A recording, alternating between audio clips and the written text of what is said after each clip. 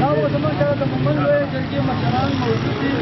لږ مخکې وړاندې جنازه وشوه د هغه ماشوم د مومند جرګې سره تعلق لرونکی دی د هغه نوم دی کامران او د پلار نوم یې دی سمر خان او د نیکه نوم یې دی تازهګل خان چې د مومند جرګې سره تعلق لري او د وچکو د علاقې دی موږ سره په دا وخت موجوده صورتحال کې چې کوم دی د مومند لویې جرګې مشران ولاړ دي د دې په حوالې به موږ دې سره خبرې کوو چې د دې مخکې اپډیټ به څنګه موږ ته لاسته راځي او ټول خلکو ته به څه پیغام ورکول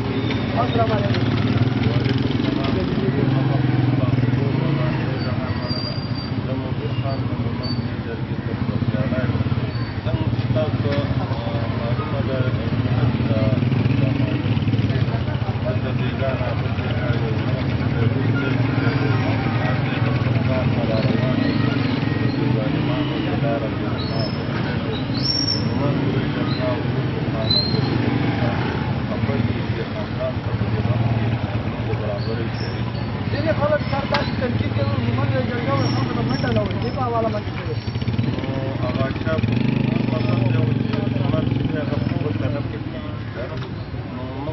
الله سره دا منډه وو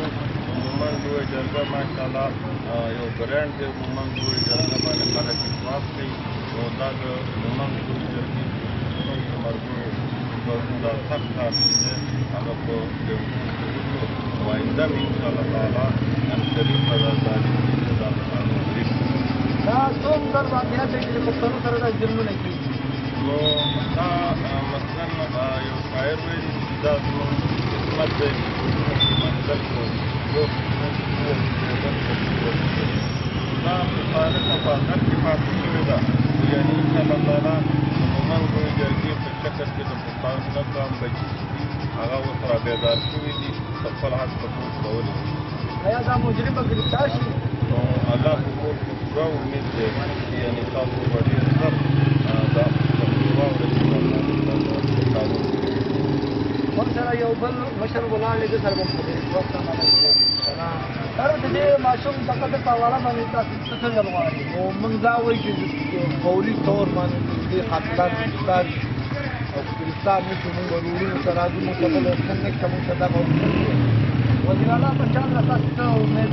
موږ دا د وزیر اعلی پنجاب نه دا امید دی چې د قاتلانو مخنیوی اپوی نه کړو نو موږ څه بله لار نشته د وروڼو بلا کېدو دا خو درېیمه واقعه راغله یو ډېره مخکې د ماریم مومند واقعه راغلې وه چې هغه ډېره وایرل شوه هغه خبره ډېره غټ لیول باندې وچلېدله د هغې نه وروسته چې کوم دی بله یو واقعه هم راغلې وه چې هغه ډاکټر فراز خان هم تللی و هغه ماشوم بډې سره تعلق لرونکی د هغې دپاره هغه ډېرې منډې تللې ووالې خو ما ته فیسبوک باندې داسې ځینې رپورټونه راغلي وو چې حاجي سرفراز خان د مومند لویې جرګه خلکو ته منډه نه وایي خو موږ ته ظاهري پته لګېږي چې هغه فرض نه کسان دي هغې ته پته لګېږي چې حاجي سرفراز خان د مومند لویې جرګه خلکو ته منډې ترلې وایي خو ځینې خلک به تنقید کوي موږ د چا تنقید نشو اشارولې هغه سړی خپل ذهن او وجدان لري اوس موږ سره دا وایي چې کوم کسان ولاړ دي دا د مومند لویې جرګې تاسې خبرې او انشاءالله مخکې اپډیټ به زموږ تاسو درکوم زموږ سره د روانې ویډیو دپاره اوسئ ما دا اوس محمد اسماعیل ته اجازت راکړئ الله نگهبان